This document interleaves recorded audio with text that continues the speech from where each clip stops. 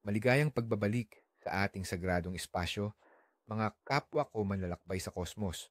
Ako ang inyong gabay sa mga lihim ng buwan at mga bituin. Huminga ng malalim dahil ang araw na ito ay hindi pangkaraniwan. Ngayon, ang araw kung kailan ang isang matapang na hakbang ay maaaring magbago ng iyong buong tadhana. Ngunit ang isang maling desisyon ay maaaring magdulot ng pagbagsak. Ito ang araw ng walang takot na pagsulong, isang araw ng kabayanihan at kapatiran. At ituturo ko sa inyo kung paano sakyan ang alon ng tagumpay at iwasan ang mga kosmikong patibong. Ngayon ay ang ika-58 araw ng buwan. Ang buwan ay nasa kanyang yugto ng pagliit na nagbibigay sa atin ng enerhiya upang itulak ang mga huling balakid bago ang isang bagong simula. Ngunit ang tunay na salamangka ay nagmumula sa posisyon ng buwan sa maapoy na znak ng Sagittarius. Ang Sagittarius, ang mamamana, ang manlalakbay, ay nagpupuno sa araw na ito ng walang hanggang optimismo, pagnanais para sa kalayaan, at isang hindi mapigilang puwersa para sa paggalaw. Ang pangunahing simbolo ng araw na ito ay ang kabayo, ang karwahe, at ang kawan ng mga kabayo. Isipin ninyo ang lakas ng isang kabayong tumatakbo ng malaya sa parang ito ang enerhiya na dumadaloy sa ating lahat ngayon. Suriin natin ng mas malalim ang misteryo ng mga simbolo.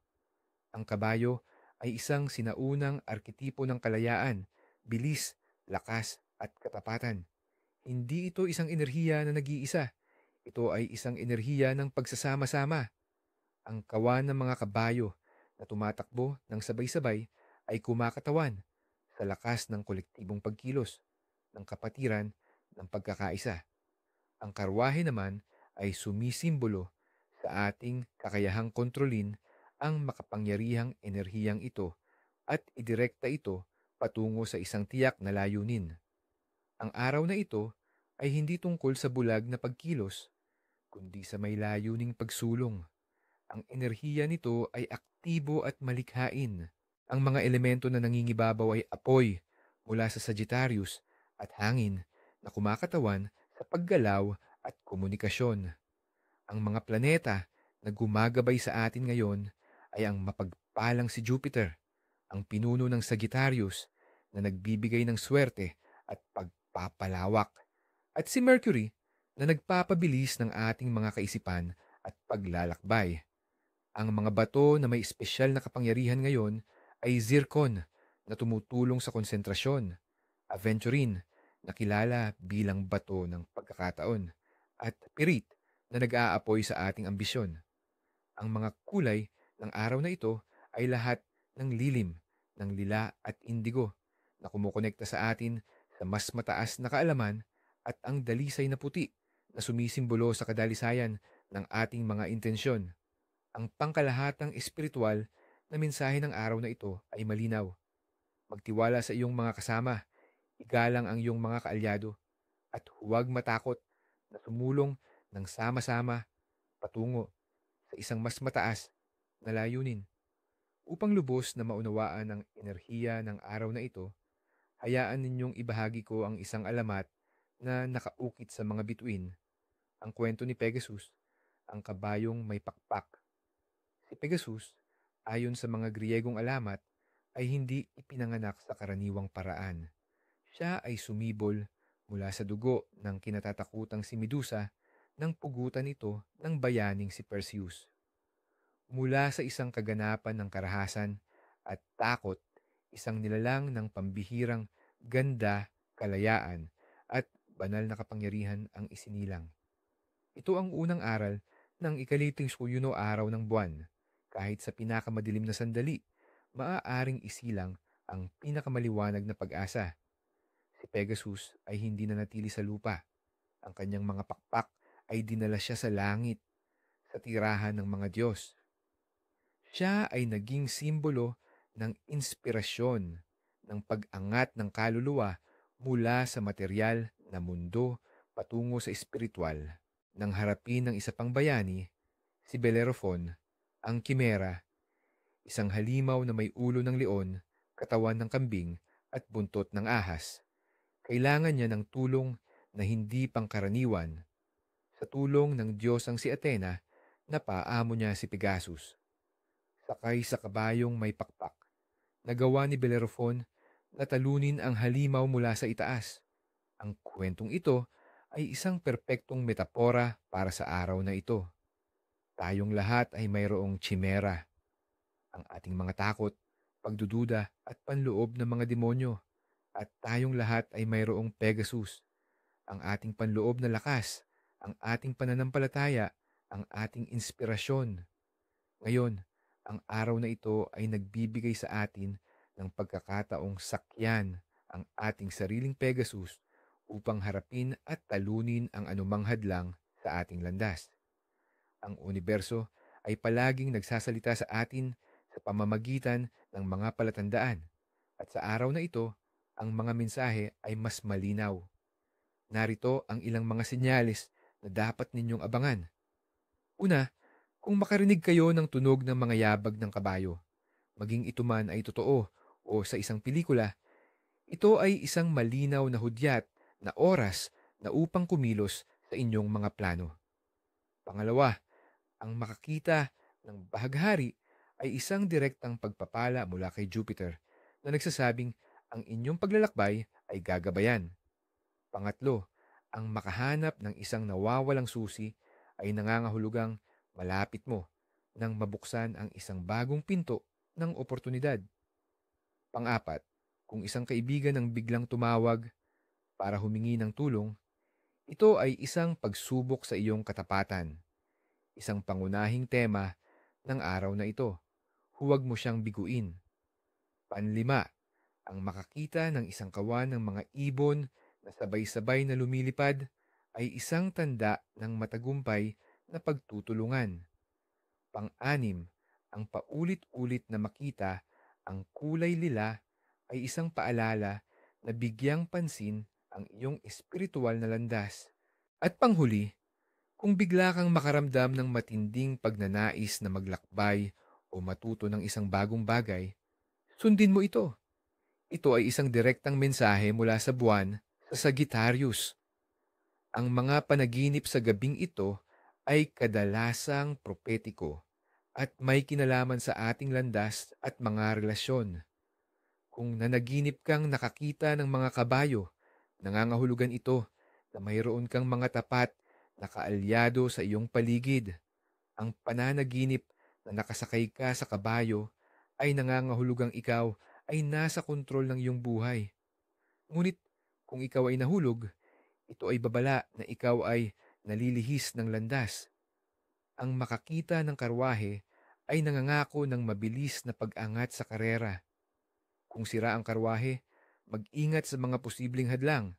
Ang managinip na ikaw ay lumilipad, tulad ni Pegasus, ay nangangahulugan ng isang malaking spiritual na tagumpay.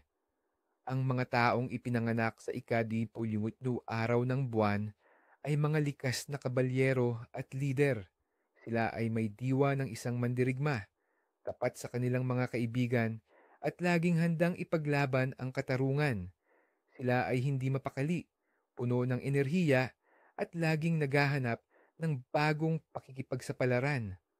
Ang kanilang pinakamalaking lakas ay ang kanilang kakayahang magtrabaho sa isang grupo at magbigay inspirasyon sa iba. Ang kanilang hamon ay ang matutunang idirekta ang kanilang napakalaking enerhiya sa isang konstruktibong paraan upang hindi sila maging pabaya o mapusok. Madalas silang naaakit sa mga propesyon na may kinalaman sa paglalakbay, batas, palakasan o aktibismong panlipunan. Paano naapektuhan ng enerhiyang ito ang mga pangunahing bahagi ng ating buhay? Sa pag-ibig at relasyon, ito ay isang perpektong araw para sa mga pakikipagsapalaran kasama ang iyong partner. Mag-hiking, mag-road trip, o subukan ng isang bagong aktibidad ng magkasama. Hindi ito araw para sa tahimik na romansa, kundi para sa ibinahaging karanasan. Para sa mga single, malaki ang posibilidad na makatagpo ng isang espesyal na tao sa isang grupo, sa isang klase, o habang naglalakbay. Sa karera at pananalapi, ito ang pinakamagandang araw para sa teamwork, brainstorming, at paglulunsad ng mga proyektong panggrupo. Ito ay isang araw para sa matapang na mga hakbang sa karera, tulad ng paghingi ng promosyon o pagsisimula ng isang negosyo kasama ang mga kasosyo. Ang mga panganib sa pananalapi ay katanggap-tanggap kung ito ay pinag-isipang mabuti at ginawa kasama ang isang team. Sa kalusugan at kagandahan, ang araw na ito ay puno ng mataas na enerhiya. Ito ay perpekto para sa mga team sports, mahabang pagtakbo o pagsasayaw. Mag-ingat sa atay at balakang na pinamumunuan ng Sagittarius. Sa espiritual na pag-unlad, ang mga panggrupong meditasyon at mga seremonya ay napakalakas ngayon. Ito ay isang magandang araw upang gumawa ng isang sagradong panunumpa o pangako sa isang espiritual na layunin. Kaya, ano ang dapat nating gawin upang magamit ang makapangyarihang enerhiyang ito? Narito ang ilang mga praktikal na ritual. Una, ang ritual ng pagsakay sa hangin para sa tagumpay. Ang layunin nito ay magkaroon ng momentum para sa isang proyekto. Kakailanganin mo ng isang maliit na figura ng kabayo o isang larawan nito, isang lilang kandila at isang mapa o drawing ng iyong layunin. Sindihan ang kandila. Ilagay ang kabayo sa mapa sa iyong panimulang punto. Isipin ang iyong paglalakbay. Dahan-dahang ilipat ang kabayo patungo sa iyong destinasyon. Sabihin ang afirmasyon. Sa bilis ng kabayo at liwanag ni Jupiter, ang aking tagumpay ay tiyak at mabilis. Pangalawa, ang pagsasanay para sa pagpapalakas ng pagkakaibigan. Ang layunin ay pagtibayin ang ugnayan sa mga kaibigan o kasamahan. Ipunin ang mga larawan ng iyong mga kaibigan. Ayusin ang mga ito sa isang bilog at maglagay ng puting kandila sa gitna. Sindihan ito at isa-isang banggitin ang kanilang mga pangalan habang nagpapadala ng pasasalamat at positibong enerhiya. Isipin ang isang sinulid ng liwanag na nag-uugnay sa inyong lahat. Pangatlo, ang meditasyon ng Pegasus para sa kalayaan sa isip. Para ito sa paglaya mula sa mga limitadong paniniwala. Umupo ng komportable. Isipin ang isang maringal na kabayong may pakpak sa iyong harapan. Sumakay sa likod nito. Damhin ang kapangyarihan nito habang kayo ay lumilipad ng mataas sa itaas ng iyong mga problema. Tingnan ang mga ito bilang maliliit na tuldok na lamang sa ibaba. Damhin ang kalayaan at pinalawak na perspektibo. Para sa ating kalusugan, mahalaga ang ating kinakain. Kumain ng magaan at nagbibigay enerhiya na pagkain. Ang mga carbohydrates ay magandang panggatong sa enerhiya ng araw na ito.